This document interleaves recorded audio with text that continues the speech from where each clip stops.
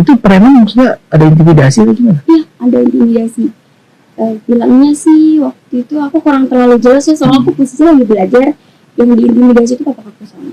Oh, diancam. Iya, bukan diancam sih, lebih ke ngasih peringatan. Cuma peringatannya itu agak sedikit kasar ya. Soalnya kan badannya kan gede-gede ya.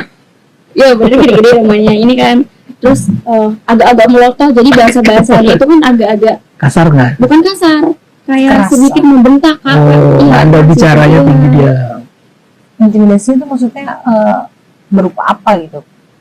Verbal. Iya, gitu. verbalnya tuh maksudnya harus cepet pergi dari sini atau apa?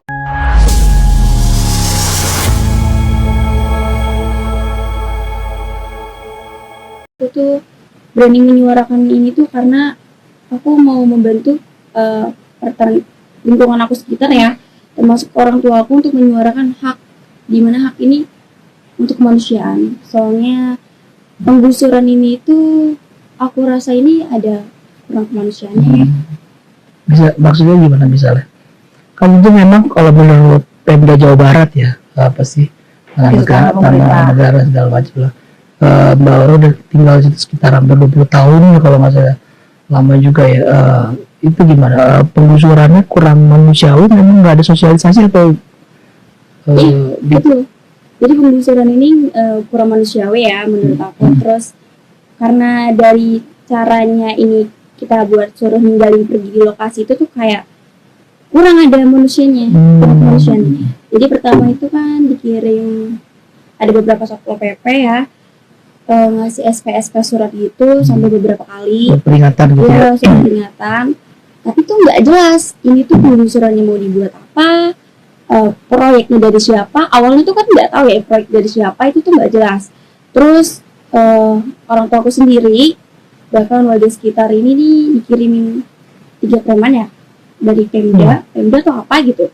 Nah di situ tuh ngomong kalau misalnya harus cepat-cepat pergi dari situ, terus juga bilangnya nggak ada kompensasi.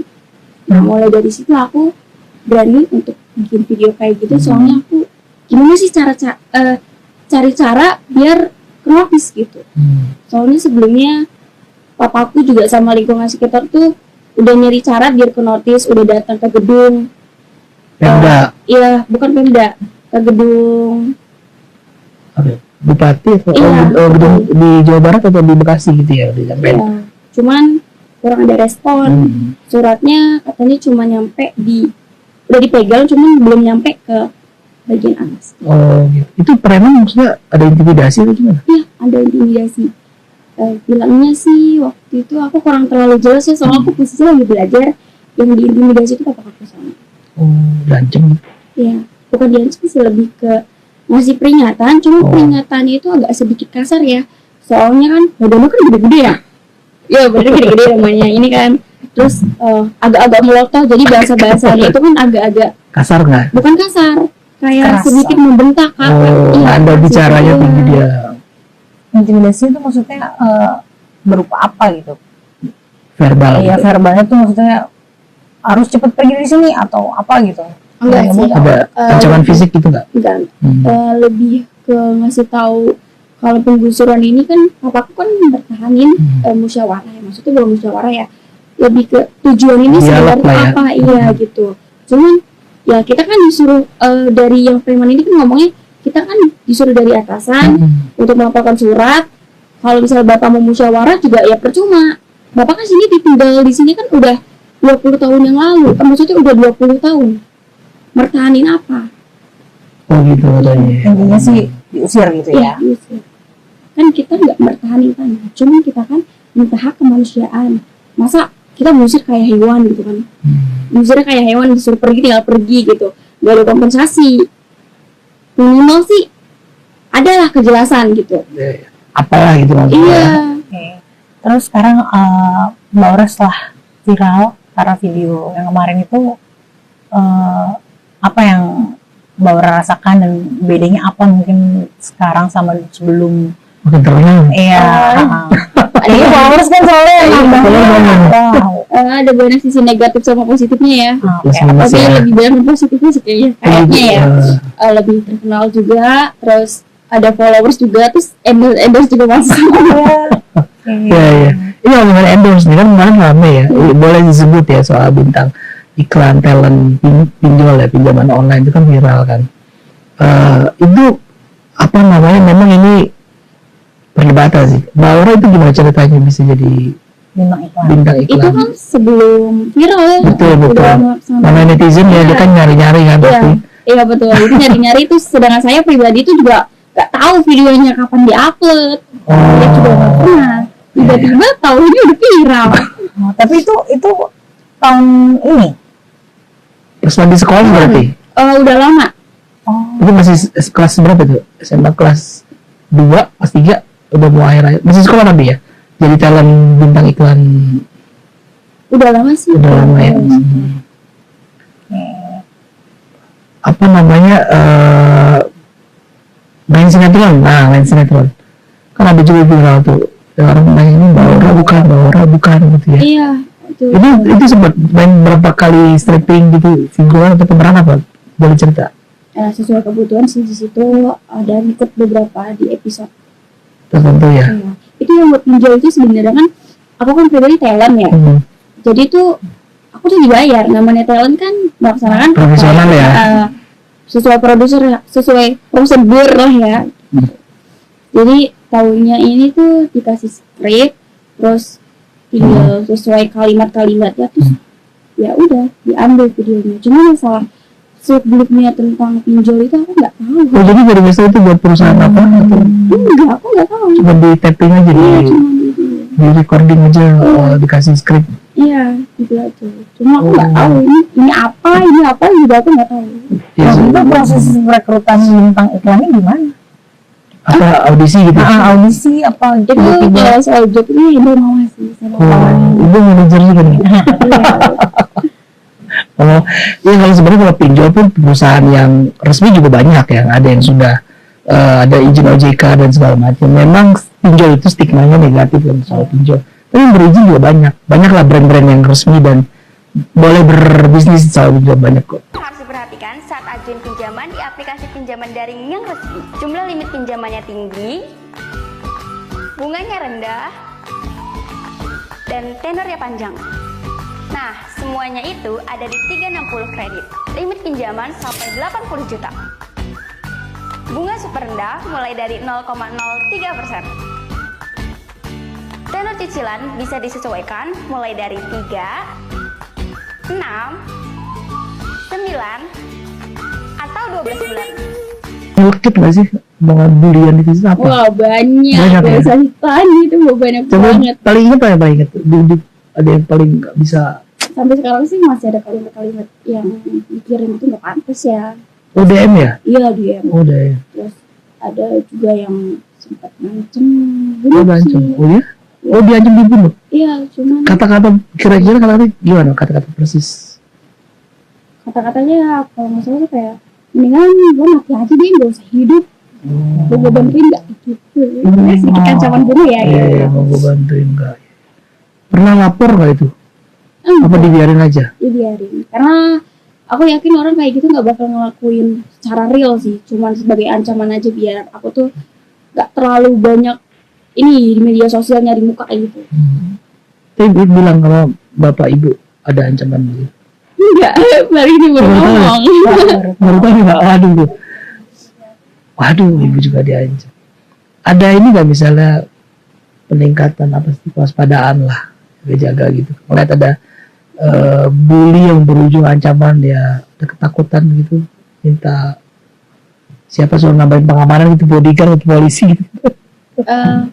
Iya ada, jadi kalau misalnya setiap keluar tuh agak takut ya, biar tutup jadi pakaiannya pakai kacamata, pakai masker gitu, cowok takut. Soalnya waktu itu aku pernah kan keluar ya, cuma sama mama nih, keluar sebentar doang. Aku pakai baju biasa, cuma tuh pakai masker. Dan itu ada yang di email bilangnya, tadi gue baru ngeliat nih kayak gimbal motor gitu. Dan itu ada yang perhatiin, cuman aku nggak tahu ini lingkungan sekitar atau siapa. Oh, dikenalin ya? Iya, masih dikenalin. Alisnya kalau sama tahu ini Aura nih. Iya, baru udah pakai masker ya. Iya. Topi dong, topi, masker, kacamata hitam loh. Tapi Mbak Aura kalau sama Pak Gubernur sendiri ada sakit hati nggak sih? kemarin kan sempet, maksudnya ya agak panas gitu ya debatnya ya. Ada nggak? Ada. Oh ada. Ada. Masalahnya ini kan aku kan datang ke situ kan mau bahas penggusurannya, terus tiba-tiba malah kebahas wisuda, dan itu kan kamera ya, aku pikir tuh buat data pribadi, makanya diupload. Emang di awal nggak bilang ini mau di-upload buat konten saya gitu, channel itu. Enggak Kayak ngomong, terus. nggak ada konfirmasi kalau misalnya diupload di YouTube. Tiba-tiba taunya pagi-pagi dikabarin sama mama sama papa, "Duh, ini viral lagi, yang kedua viral. kali dihujat lagi dua kali. Yang pertama yang konten di lokasi penggusuran itu ya, yang viral. Aduh. Iya itu yang viral pertama itu. Terus yang kedua wisuda itu. Soal perkataan. Iya. Soal wisuda ya. Memang justru yang soal wisuda yang namanya ya. Iya betul. Ke mempertahankan pendapat wisuda itu.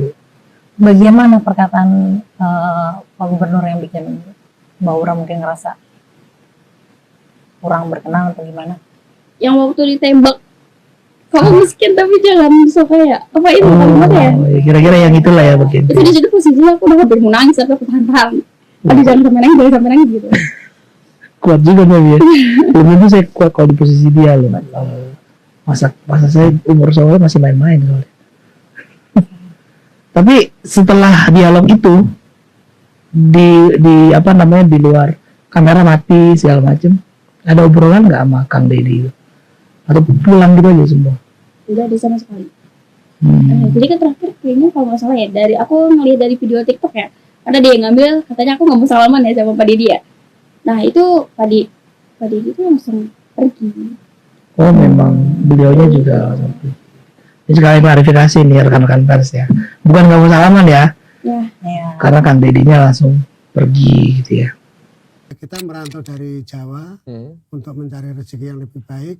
Kebetulan orang tua Dari kami Jawa ya. menyediakan tanah di situ. Dalam arti Orang tua Bapak menyediakan tanah di kan sana. itu ya, jadi beliau beli tanah untuk kita tempatin. Tapi kan tanah negara Pak, kayak gimana cara belinya Pak? Itu sudah bentuk rumah. Oh, Ya. oke. Yang dibeli rumahnya, Ya, dibeli tapi nggak ada rumah. surat. Ada pada waktu itu cuma surat semacam dari pengairan. Ya. Oke, bukan surat hak milik rumah atau Bukan. surat tanah, nggak ada ya Pak ya? Bukan. Tapi Bapak tahu itu bahwa tanah itu tanah pemerintah. Tahu. Tahu tanah Ya pemerintah. tahu. Dan berarti kamu sudah lulus dari 2024, berarti sudah wisuda dong 2024. Sudah Udah, kelulusan. udah. Terus kenapa debat? Buat adik saya, mungkin Buat mereka adiknya ya yang katanya. takut aku bener. Ya, jangan-jangan kamu yang salah. Kalau dipikir-pikir lagi salahnya di mana?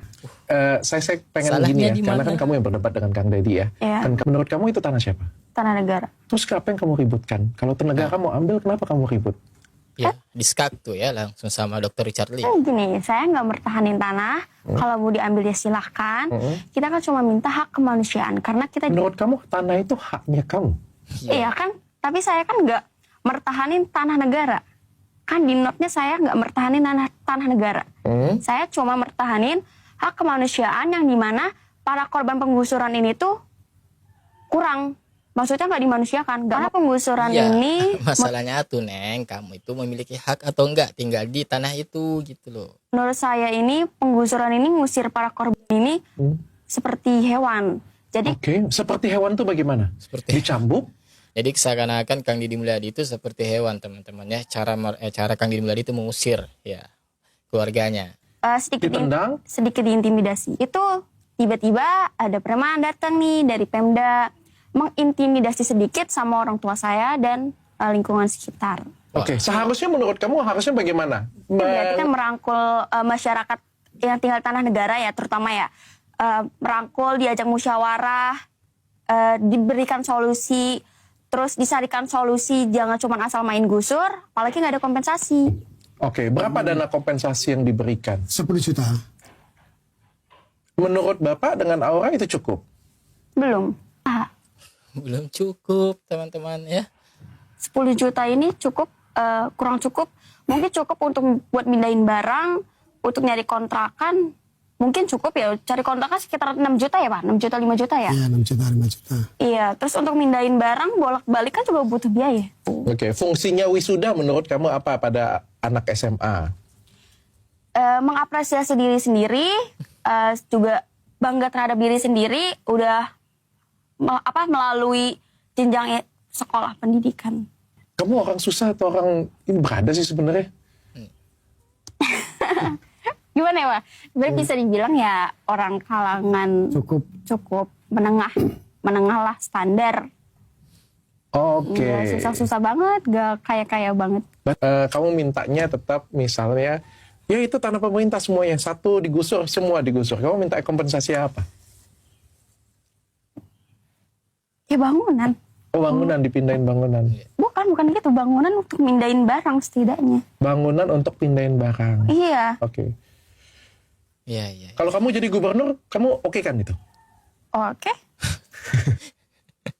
Oke katanya teman-teman ya, di oke. Sampai ketawa tuh loh. Sampai ketawa loh Dr. Richard Lee. Pak, kalau boleh saya tahu Pak, range saja Pak, penghasilan Bapak berapa sih Pak kalau misalnya selama tinggal di situ Pak? Range 10 juta dapat Pak? Nggak ada Pak, jauh. 5 juta? Nggak ada. 5 juta nggak dapat Pak? Nggak Satu ada. bulan 5 juta nggak dapat? Nggak ada. Dengan kehidupan keluarga Bapak, angka seperti itu masih bisa nabung nggak Pak? Nggak bisa. Habis setiap bulan Pak? Habis. Nggak. Anak yang paling gede ini. Ada 4? Ada 4. Oke, ini yang paling gede Aura, Iya. cewek. Sisanya Pak? Masih Sama sekolah. masih sekolah semua. Oke, Aura mau kuliah nih. Ya. Yang nomor 2? SMP kelas 3. SMP kelas 3. Ya. Nomor 3? SMP kelas 1. SMP kelas 1. Ya. Nomor 4?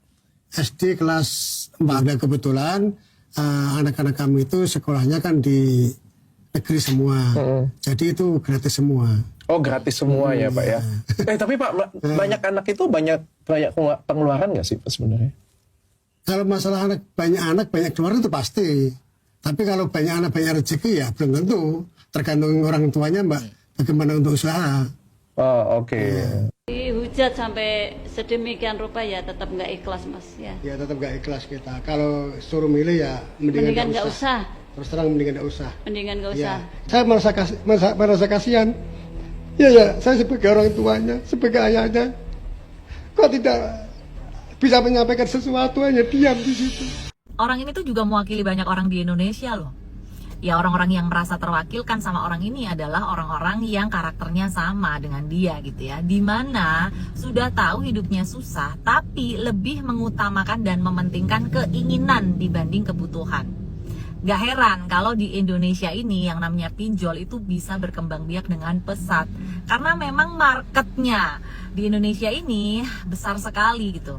Banyak orang yang rela melakukan pinjol hanya untuk memenuhi egonya, keinginannya, dan gengsinya dibanding harus memprioritaskan kebutuhan primernya gitu. Ya gampang, nanti kalau udah belangsak gitu ya, tinggal nyalahin pemerintah. Padahal ya, ketika kita susah itu nggak selalu dikarenakan kebijakan pemerintah. Itu juga bisa disebabkan oleh diri kita sendiri gitu. Ya, salah satunya fenomena semacam ini gitu.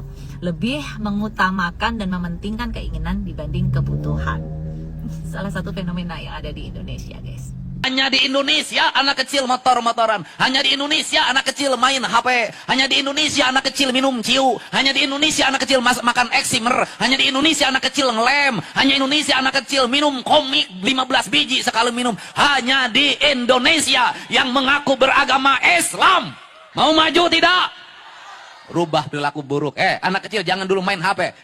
Anak kecil jangan main motor. Bocah cilik tinggal di rumah. Bantu ibumu ke sawah. Bantu ibumu ke ladang. Bantu ibumu ke kebun. Pelihara domba. Pelihara sapi. Pelihara ayam. Tumbuhilah jadi entertainment baru. Pelihara laut. Jadilah nelayan yang hebat. Jadilah petani yang kuat. Jadilah pengusaha yang kokoh. Jadilah politisi yang handal. Engkau adalah harapan bangsa. Jangan kayak sekarang. Orang tua hari ini tak sanggup lagi menghadapi anaknya.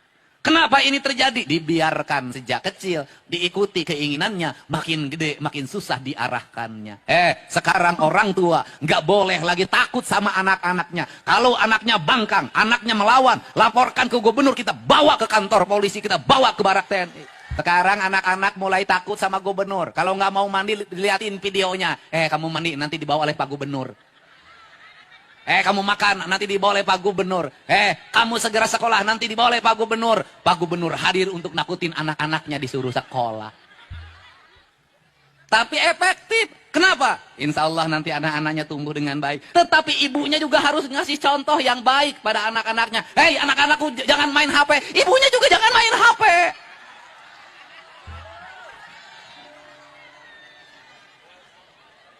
Kamu nak, jangan main tiktokan terus nak. Jangan main tiktokan. Kasih contoh pada anaknya. Anak itu tergantung didikan ibunya. Perilaku ibunya akan menjadi contoh bagi anak-anaknya. Anak-anaknya kamu jangan bersolek terus, jangan bersolek terus. Ya ulah bersolek wae. Betul nggak?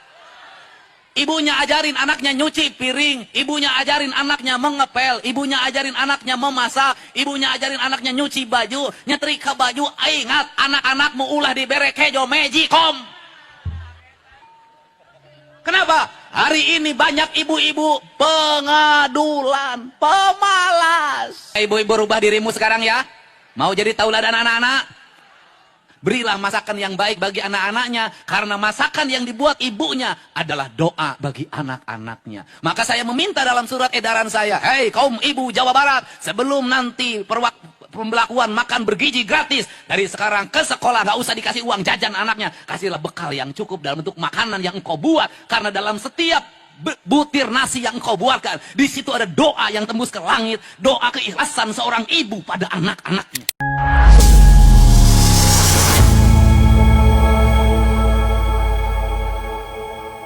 Itulah tadi pengakuan dari Sertis Pinjol yang membeberkan beberapa hal tentang adanya intimidasi beberapa preman kepada dirinya, yang dianggap bahwa Kang Deddy sebagai otak dari datangnya preman kepada dirinya. Apakah itu benar atau tidak? Silakan teman-teman semua bisa menilai sendiri di kolom komentar. Terima kasih sudah selalu support Arman Al-Fatih. Kita jumpa lagi di video selanjutnya. Assalamualaikum warahmatullahi wabarakatuh.